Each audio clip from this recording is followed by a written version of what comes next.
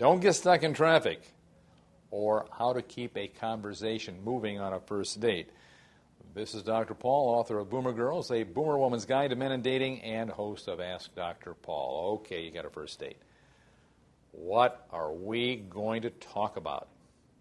Well, the way in which to keep a conversation going is a lot like playing tennis.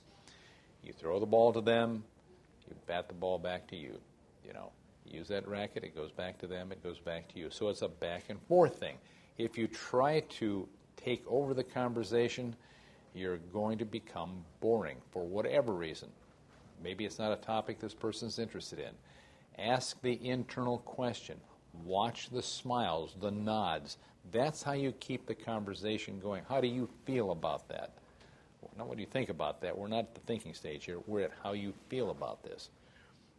How did that make you feel? I know you've heard these things before. Use them.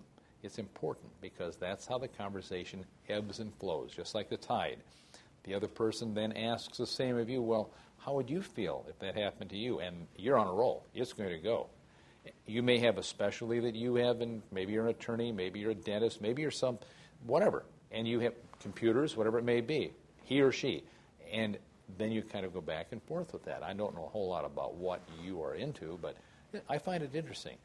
What does that happen when you do this? And they'll say, fine. And they may return that. The important thing, it's a back and forth. It's a flow, an ebb and flow, just like the tide. Like I said before, and keep that conversation going. And by doing that, you'll keep that relationship going. This is Dr. Paul. May your fantasies of today be your realities of tomorrow.